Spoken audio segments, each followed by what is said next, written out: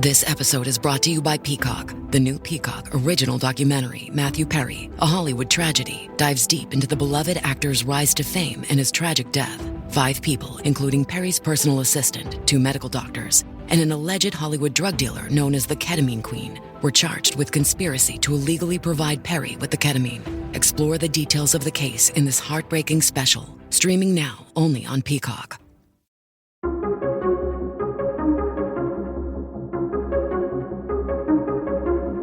Hey guys, welcome back to the Reclamation Podcast, where our goal is to help you reclaim good practices for following Jesus. Today is episode 265, and if you're a normal listener, you're going to automatically know that something is different because I have a guest this week. Special for Memorial Day, I have my dear friend, fellow pastor, and Army chaplain at Arlington National Cemetery, Brady Feltz. We talk about the grieving process. We talk about what he's learning as he continues to honor the fallen. And this Memorial Day, it just felt like such an appropriate episode. So I just want to thank all the military families out there who continue to do amazing things for the kingdom of God wherever they're planted. I'm really, truly thankful for you and to be a part of that brotherhood. Do me a favor, guys. Hit this subscribe button wherever you listen to podcasts. Share this episode with a friend, maybe somebody who you know has a deep appreciation for the military. Now, let's dive into this conversation with Chaplain Brady Feltz. I'm so excited to have a repeat offender with me today, my dear friend, Chaplain Brady Feltz. Brady, how the heck are you, my man? Doing well. It's not often I get called repeat offender, although I have several areas in my life that is a valid term, so... Yeah, and in case they didn't go back and listen to the first time, why don't you tell everybody a little bit about what you're doing in this current season of your life, and, oh, this is a good one, what has changed since the last time you and I have talked? Yeah, okay. So for the listeners who didn't hear the last time, I am a U.S. Army chaplain currently stationed at Arlington National Cemetery. And 90% of my job is to conduct funerals for service members and their spouses if they are eligible to be buried at Arlington. So my job consists of calling and speaking to families and getting to know the people so I can personalize the service, maintaining my uniform, writing my scripts, and then going and executing the services. So it's me meeting the family an hour before the service. It's going out there. It's coordinating with the honor guard and the whole shebang. And what's changed since the last time we've talked? You had a major life event? Well, I mean, nothing changed professionally, but yeah, we had our daughter. My wife was pregnant during the last call that we did, and we now have a beautiful 5-month-old daughter who is... she's definitely a daddy's girl, and I have zero complaints about it. Listen, I've had a princess since the day she was born, and I'm just telling you, it's the best. It's the best part of life is having 2 boys and a princess. How old is your oldest? He's going to be 3 in June. So you guys are doing all the things. Now, You are almost at 1 year serving at Arlington. So I was dying to know what have you learned about grief in the year? I mean, how many funerals do you think, memorial services have you done, you think, ballpark? I'm up to about 230, 235. That's just so many. And what do you think that you've learned about grief in that last year? The most clear thing that I have gleaned from my time at the cemetery and talking with 230 families. And not that I was on the fence about this, right? Like your podcast is for people inside the church and focusing in on discipleship and being more like Jesus. So this is not going to be a revolutionary idea, but like, man, the priority you should place on reconciliation within your family is huge. Because I have watched families sit on polar opposite ends of the chapel from each other without being willing to look at each other while I talk about their loved one. I've watched one family have to sit for an hour and a half in the family room. Mind you, we only give usually an hour, but like they had to figure out how they were going to do this service because the next of kin did not want it to happen. So like the kids were there waiting to do it, but the second or third wife was not interested in it.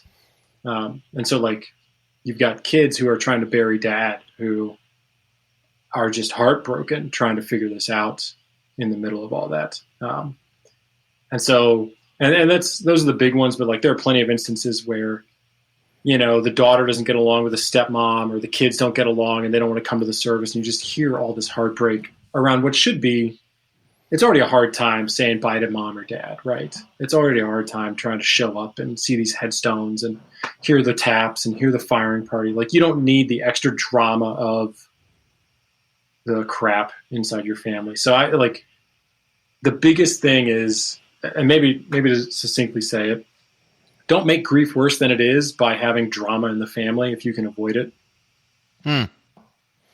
So let me ask you this. If you were going to give, because there's probably somebody listening right now who's like, okay, Brady, I hear you, but you don't know what so-and-so did to me. Yeah. What's the first step in reconciliation for someone who's not 100% sure they want to be reconciled? I mean, think about not that person, but the other people that it will impact. Right? Because like, it wasn't the stepmom who was impacted by not burying dad in that instance. It was the kids. Yeah. And so, yeah, you may not want to bury the hatchet with your ex and the biggest issue I see is usually it's not somebody had beef with the deceased. It's I've got beef with somebody else inside the family. And mom or dad didn't take ownership of it to say, listen, you two have to sort this out to the best of your ability. So I would say, like, think about not just your issue with them directly. Think about what's the best thing for the family as a whole. And I get it. Like, this is not to gloss over abuse or, like, certainly not trying to gloss over any of that stuff. But, and there may be a time and a place for it. But even that, I think you can handle in a healthy way that will not compound the wound that is a burial. Wow. That's a really great, I don't know, practice of life. I am curious after doing this job for a year and seeing everything that you've seen, has it changed how you treat the living relationships you have? I think so. The better person to ask that would be my wife. I mean, I would say ask my kids as well, but my 3-year-old would just love to talk and my 5-month-old can't. But I definitely come home. I'd like to think I come home with a better perspective on like what matters. The best conversations I have with families are the ones where the son, the daughter, the spouse talks positively about their loved one's time in service, talks proudly of it, but then talks as long or longer and just as fondly or more so about the stuff that they did outside of the Army or stuff that they did with the family. Those are the good conversations. One of the things that I've heard you say is that grief is a thing that both heals and wounds simultaneously. Yeah. And I'm wondering if you could kind of drill down on that, because I think that there's a lot of people right now who are experiencing grief. There's a lot of people in my world that I know are experiencing grief, and they don't know what to do with it. What do you mean when you say it heals and wounds simultaneously? So I am stealing that phrasing from St. John of the Cross, who described the Holy Spirit that way, as he described the living flame of love, the Holy Spirit, as a thing that both simultaneously wounds you and heals you. And as I reflect on grief and watching, here's what I mean. Sorry, that's a long walk up to grief. Obviously wounds, right? People obviously are hurting when they have to say goodbye. And what sucks most about grief is like you get caught off guard with all the small things, right? Like you have a memory of their laugh, or you have a memory of the way that they would, get up out of the sofa because they always did it the same way. Like whatever, it's always a small thing, right? It's never the big grand gesture. It's always the small thing that catches you off guard and hurts. But here's where I say, and you have to be intentional about letting it heal, because those memories, as you let them dwell, reinforce the love that you had with them. And that's the healing. It's the allowing the memory to hurt so that it builds the muscle of love that you had with the person. Yeah, so like we can't fully appreciate the love until we experience the pain of the loss. Is that? I don't know about that. I'm not sure I like that or agree with that per se. Like I've heard that analogy in a number of different ways of like, you can't experience the full goodness of God unless you go through the evil and suffering of this life, which is one example of it. I'm not a big fan of that. There may be truth in it, but I'm going to let theologians and philosophers wrestle that one. What I guess I mean is, so grief and death are inevitabilities, right? We're not talking about maybes. We're talking about this is going to happen. So there's no avoiding the fact that the people in your life that you care about are going to have to say goodbye to you at some point. And you can either go kicking and screaming into that and say no and just act like it's not a thing, or you can embrace the pain that is and allow that to remind you of just how significant the person was to you, how meaningful the relationship was, and the values, the traits, the characteristics, the good stories, all of those things are allowed to be more positive if you're willing to embrace the pain when it comes. The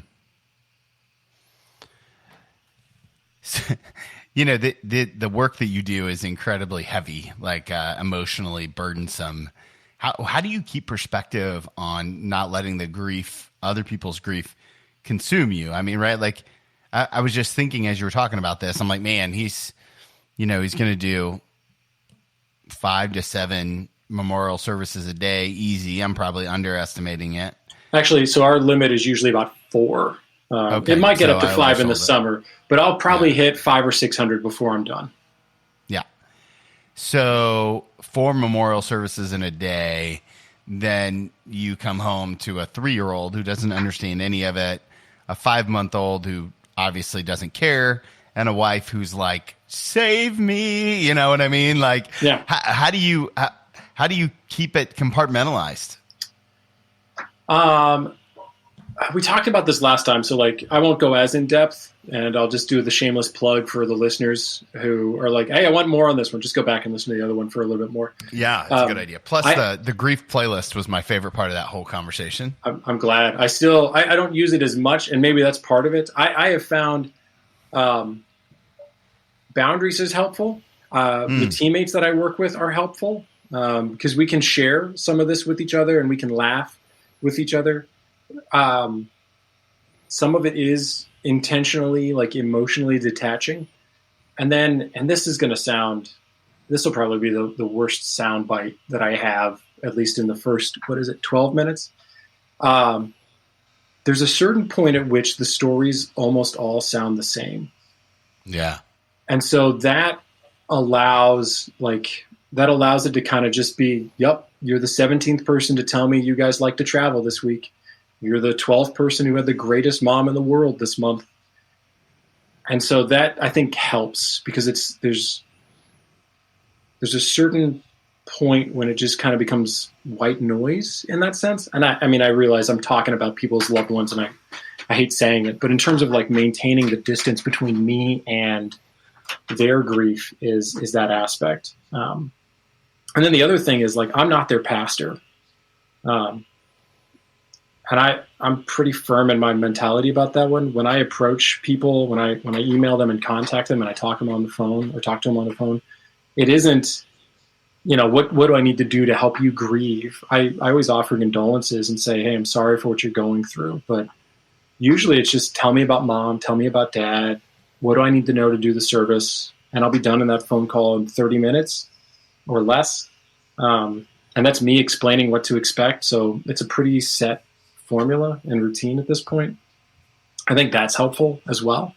Because they don't come to me and say, I've had a couple of them who've reached back out to me and said, hey, I'm really struggling with this. But out of 230, I've had 2 maybe that have reached back out to me and struggled. So I'll take 1%. Yeah. Yeah. One of the things that in the notes that you and I shared beforehand, you mentioned that we both overestimate and underestimate kind of ourselves and our loved ones.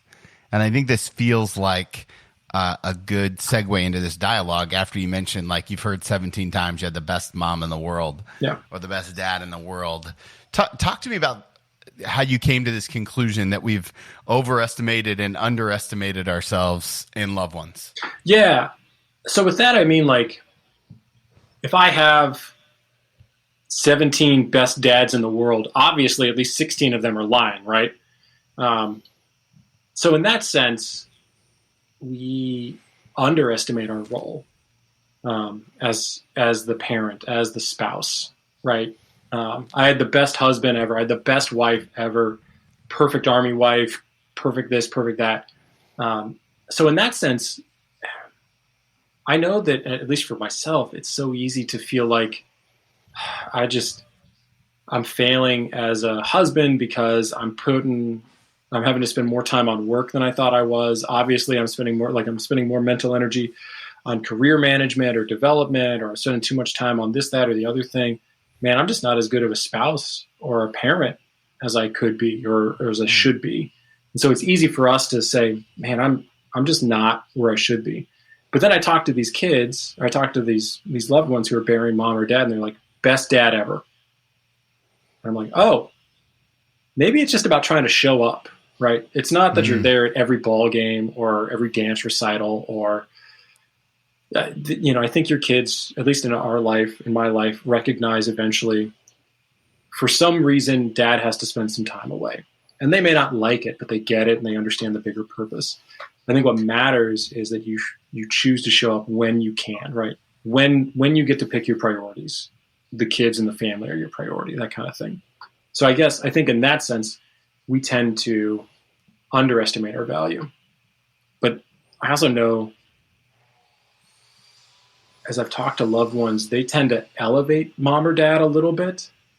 I've had a number of people who are like, dad was special forces. And then I look in their file and it's like, no, he was attached to them as just some random medic. He got a certificate of appreciation, but he didn't have the Green Beret, didn't have the long tab, didn't have the qualification, none of that stuff. He just spent 3 good months with them in Vietnam and got a pat on the back.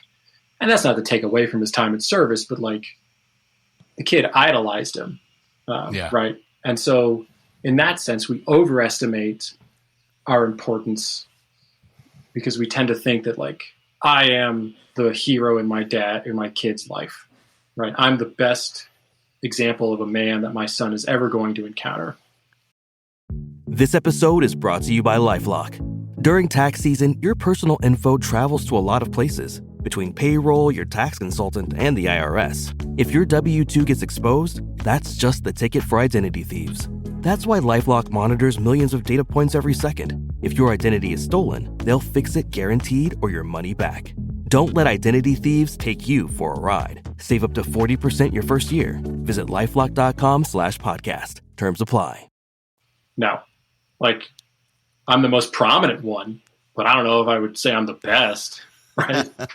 Right. So like and I think what really helped me see this was just when you put people on the phone and you say, tell me what you remember most about dad. That's when it comes out. Like, I've had people who've rattled on and on about the time that dad spent with them, almost ignoring the fact that they were in the Army. And then I've had some of them who, like, our vacations were when we were PCSing or moving in between homes. And that was it.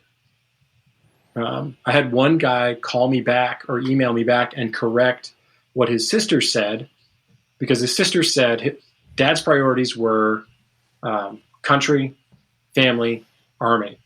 And this guy emailed me back and said, I'm not going to say she's wrong, but I'll tell you what I saw: country, Army, family. right? Um,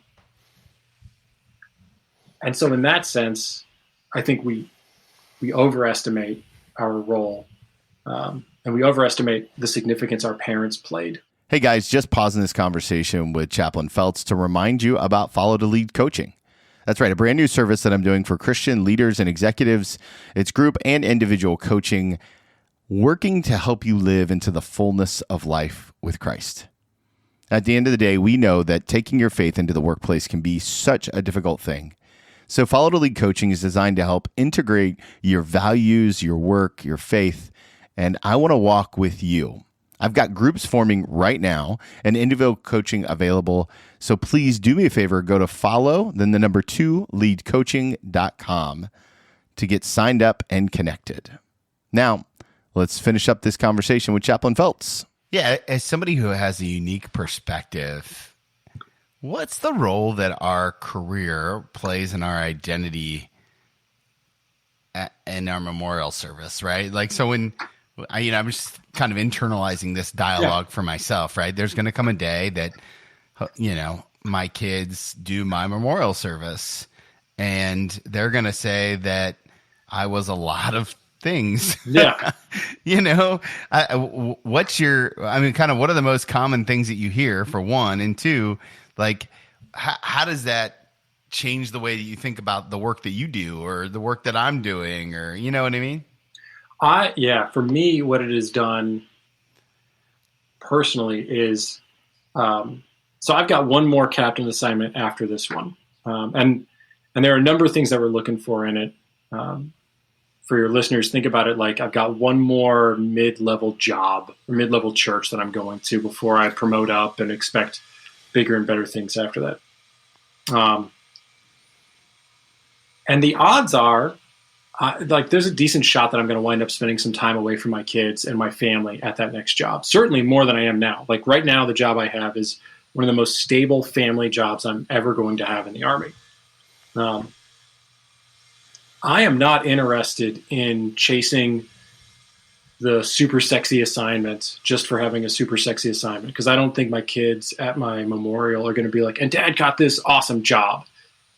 But if I'm going to have to spend time away from my family, I want to be able to look at them in a couple of years and say, here's why, and have it be more than just, I was looking for a promotion, or I want to be able to say there was a significant reason that I spent 3 months, 6 months, 9 months, whatever time away it was, more than just I had to, right? Because I didn't have to. I didn't have to stay in. I didn't have to stay in the Army.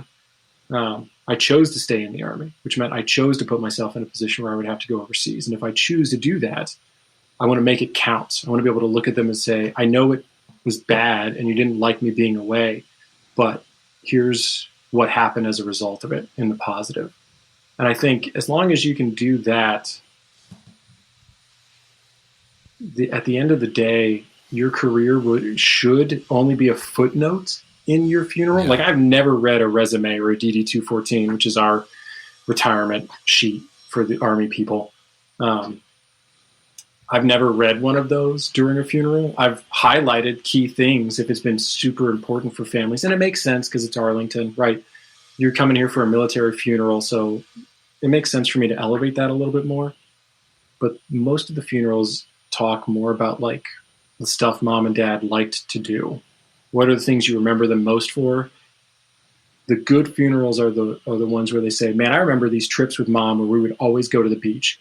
I remember how mom always was doing these crossword puzzles. I remember how dad could make anything he wanted in the garage for me.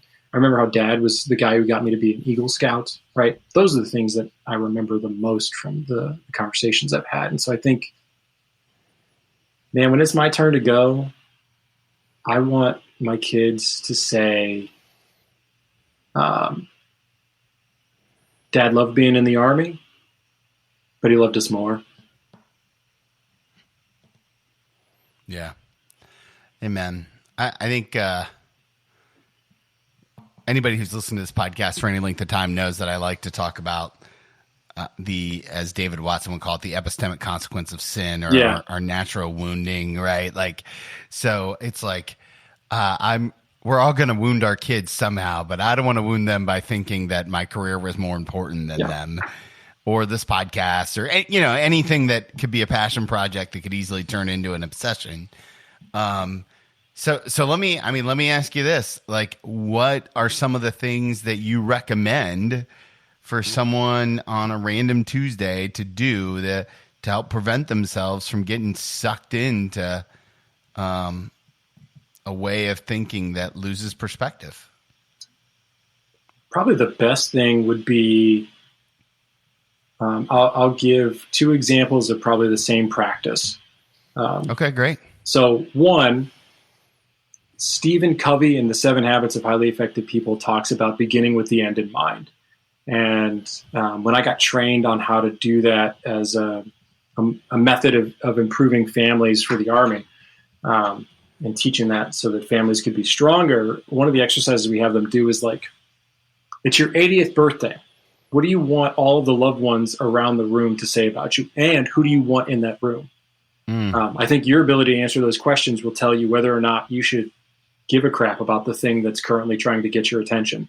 Do you want them to say that you were an awesome podcaster? Do you want them to say he was a great pastor? Do you want them to say he was a great chaplain? Or do you want them to say he was a great dad, she was a great mom, right? Like, what are the things you want said there? If it's too morbid or too out there to start thinking about like what should be said at your funeral or at your 80th birthday, sure. I think you can also scale that down to what would you want your family or friends to say about you in 5 years? Because one thing I had heard that I really like is if it's not going to bother you in 5 years, or if it's not going to be important in 5 years, it's not worth spending 5 minutes on. Whew, that'll preach. So, have you created a rhythm in your own life, or have you and Abby created a rhythm to think about what it means to not lose perspective on the big stuff? Is that something you guys incorporated, or maybe after the duty station, or once your kids get a little older? It's hard to incorporate anything right now. So lots of grace. Yeah. We do a lot of trying to build rhythms, and that's not one that we don't have a rhythm for it, but it's not uncommon for us. I'm the one who's guilty of this one. So I'm the forward thinker. I'm the one who is, for Strengths Finders, I'm like a number one futuristic, so I'm always years ahead. So like I'm the one who will say, tell me about what you want to do in retirement. What kind of a home do we want to have when we get done in the Army? I'm that guy. So we don't have a rhythm of it, but we've had some of those conversations of like, what is all of this building towards, right? We know that we want to do some form of joint ministry, whatever that looks like, and we're still trying to figure that out. But we're finding some of that. She's got her thing, I've got my thing. We're starting to see where they overlap at points. So it's trying to be supportive within that, and not losing not losing perspective on that. But yeah, I mean, having 2 kids definitely helps with that perspective thing. It's sure. It's super easy to get sucked into all these really cool opportunities that come your way until you're like, yeah, but my kid's going to wake up at 6:30 in the morning regardless, so I got to get to bed, even though it sounds really fun to be on this call with you guys or play games with you guys until 11 o'clock tonight. And that's a small example, but I think that helps draw some of that out, right? Like, I don't have a good rhythm for it yet, but I don't think it'd be a bad thing to do. So one of the things that I wanted to get your opinion on, and this is shifting gears just a little bit, is your view of the local church, right? So now you've been chaplaining for a while, but you're now serving in the role that you're serving in, where you're not really dialed in to a battalion like you have been previously. Yeah. And so I have to imagine that the sense of community around you has changed quite a bit. I'm curious, what are your insights on the local church now that you've been removed from it for several years? Well, That's a big question. It is. So like, I don't know if I fully know which direction you're trying to go with it, but I'll just throw stuff out. I don't have a desired outcome. I was really just curious because you're a thinker. Yeah. So I mean, like Abby and I are both really committed to the idea that community is one of the most critical components of life. I've said for a while, sanctification is a team sport. Becoming more like Jesus is a team sport. Like, I don't know anybody could do it otherwise. Even the monks had monasteries, right? So like we knew when we were coming here, we needed to have a community. So we found a local church out the gate that a friend of ours from this area recommended. And it's an Anglican church about a half an hour away. It's not convenient to have to drive an hour round trip every Sunday to get to church. But it meets both Abby and I's spiritual needs and puts us in a good community. And so we're committed to that while I also find a chapel to support. And so like we've been very intentional in trying to get into a small group, into a church that we are fostering deeper connections with and things like that, because community is vital in that sense. So that's the positive. I think the church will always be important in some way, shape, or form. Now, whether it is because of whatever denomination it is or the politicking that comes along with that, probably not. But there will always, since day one, man, community has been important for the life of a believer. And so I think that that's going to remain no matter what the ecclesial structure or dynamics are. I love it. That's so good. I want to give you an opportunity to share your best story from the last year. Like the story that it can be funny, it can be tearful, it can be, I know you to be a great storyteller. And so I think people would really enjoy a behind the scenes Arlington story that you find meaningful, either in humor or in seriousness. So best is always, as a side note, best is always an adjective that puts me in an awkward spot because I'm like, is this really the best story that I got? But I know what you're going for. So anyway, I'll dial it back. You can't mess it up. The story that stands out to me the most that made me know I wanted to reach out to you about this particular podcast, because we had talked about this. We talked about, hey, let's do something for Memorial Day when we had done the previous one for Veterans Day. And then I got wishy-washy and I was like, I don't know, maybe we do it, maybe we don't. I'm not sure I actually added that much value to your podcast last time, so let's roll the dice. And then I had this funeral. So it was a spouse's service, which is just say it was a dependent, so no military honors. So it had the honor guard, had a casket team of 6 people that took the casket, and then an officer in charge. And then as soon as everything got placed, they left. So it was just me and the family. And I'd called the daughter, who was significantly younger than the rest of the family. Probably she was younger than me. And she, when I talked with her to try and personalize the service, first of all, I only talked with her a day or two ahead of time, which was not my usual rhythm. I tried to talk to him ahead of about a week. So I was already kind of behind the 8 ball on it. But when I got on the phone with her, I could tell this one was going to be rough, at least for her. Yeah. Because she was even up front. She was like, my brothers, my siblings are doing fine because they were about 10, 20 years older than her. And they weren't that close with mom. Not that they were like, they had just grown to that point. Right. So nothing negative, but she had even she was open with me of like, we'll see how I do. I was like, okay. And then morning of, I go into the family room and it's my usual spiel. I'm there in my dress uniform. I go around the room and I see how everybody's doing. I've got a usual flow for it. So like I walk in, I introduce myself. How is everybody doing? Because some families will be like, Mom died 2 years ago. I've done grieving. And then they show up and they see the headstones. They're like, oh gosh, I was not prepared. And And so I like to ask that question, and then went around the room, and everyone else was like, "We're good." And then I got to her, and she was like, "We'll see." And I was like, "Okay." It's that kind of morning.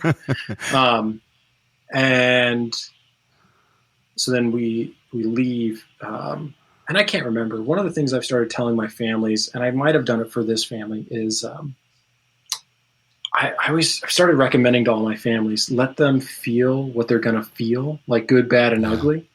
Because some people come, and because it's Arlington, and I'm all gussied up in my nice uniform, and there's the honor guard out there, and since they're military families, they can all feel like, I'm not going to cry. I don't want to sully Dad's funeral because I'm shedding tears or whatnot. And I'm like, that's stupid. Just cry if you're going to cry, right? Like, let yourself feel it all, good, bad, and ugly.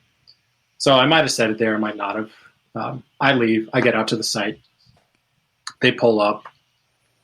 Everything to this point is as per usual. It's normal. So I start walking up towards the site, towards the grave site where we're going to do the service. And I hadn't even gotten fully in position before this became a very different service. The daughter in question was like wailing in tears. And then we finally got everybody seated. It wasn't, she had maintained some composure, but then as the casket team got the casket down, she was done. So they walk off, and I'm the one stuck there. So it was great. I got through my customary greeting, welcome to Arlington National Cemetery, for over 150 years, yada, yada, yada. I finished that up. I was able to get that through her tears and her sobs until I got a third or halfway through Psalm 23, which is a standard scripture that I will read. And she fell to the ground crying. And here's what did it. Here's what made this. This was one of the, I've had a handful, probably half dozen services that like punch me in the gut. And this is one of them. Usually it's because it's a tragic circumstance. This wasn't tragic. This one was just like close to home. So I don't remember if she was on the ground when she said this, or if somebody picked her physically up and they're trying to like get her back in her seat and just trying to control the situation. Somewhere in the midst of all that, she goes, "That is my mom." And that one cut, because I remember okay, I'm going to take a breath.